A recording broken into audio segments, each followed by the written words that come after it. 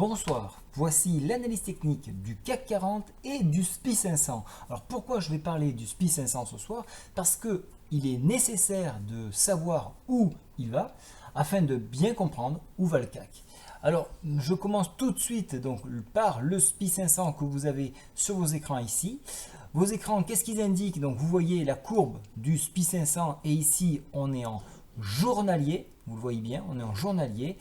Je vous avais dit, attention, il y a un double bottom en formation. Le double bottom a été fait. Ligne de coup dépassée. On a un objectif, 2098. On est arrivé sur cet objectif. Alors là, ça commence à être compliqué. Est-ce qu'on va avoir une consolidation autour de cette zone, le temps de laisser la MM10 remonter pour s'appuyer, consolider et repartir encore une fois de plus par le haut? Ou est-ce qu'on a besoin de souffler, ce qui semblerait être le cas, puisque le stochastique est en zone de surachat et donc il a besoin de souffler, avec plutôt un retour donc sur direct MM10, donc à 2098 et sur enfoncement une extension à 2076. Voilà, là on est un petit peu en bout de course, donc il va falloir largement consolider. Maintenant qu'on a cette information là, on va pouvoir trader le CAC. Alors si je change de graphique et que je passe sur le CAC, donc voici le CAC en hebdomadaire.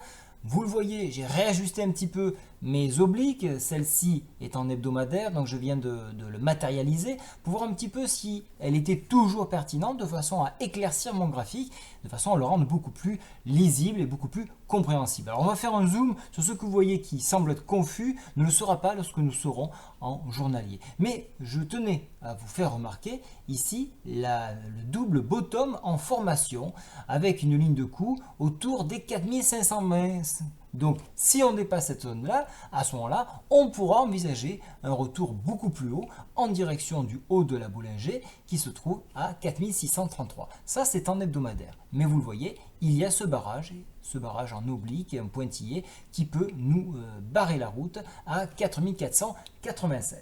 Globalement en hebdomadaire on reste plutôt sur un mouvement haussier au niveau des indicateurs et au niveau graphique on se cherche, on est en consolidation.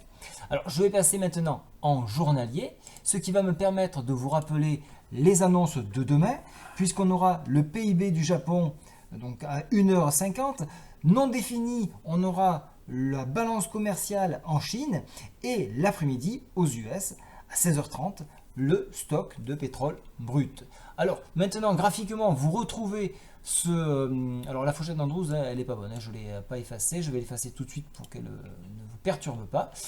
Voilà, donc on retrouve l'oblique hebdomadaire ici, on voit qu'on a buté à ce niveau-là, on voit qu'on a buté à ce niveau-là, je poursuis mon zoom, donc on a testé et on a cherché à enfoncer la MM7 ici, MM10 pardon, à 4453 sur les jours précédents. On voit qu'on a eu une bougie de consolidation, un retournement possible et c'est ce qui s'est passé suite au discours de Yellen et nous avons rattrapé cette moyenne mobile 10. Alors vu qu'on a rattrapé cette mobile 10, on dit bon ben ça y est, on est sauvé. Mais rappelez-vous, on a des gros barrages sur le SPI 500 et donc si le SPI 500 descend, nous on va être confronté à un barrage.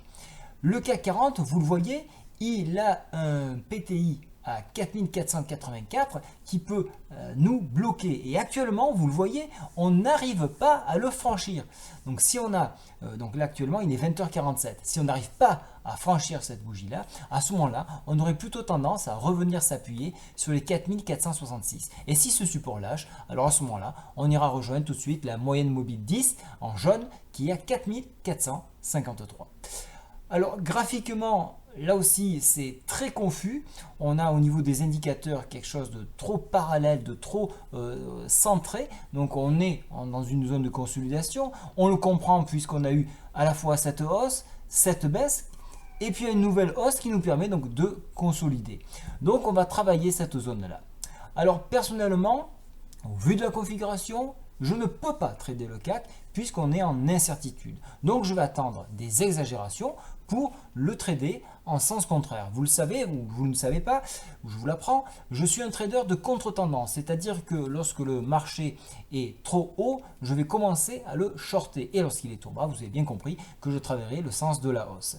Donc je vais attendre plutôt des zones 4500 pour éventuellement shorter et attendre des tests plutôt sur le PTI hebdo pour tenter un nouveau rebond technique. Ça, ce sont les exagérations. Je pense qu'il y a plus à faire sur le SPI 500 pour demain qu'il y a à faire sur le CAC 40. Donc globalement, sur le CAC, je reste neutre et j'attendrai probablement la fin de la semaine pour avoir quelque chose de beaucoup plus clair et je vais plutôt regarder les US.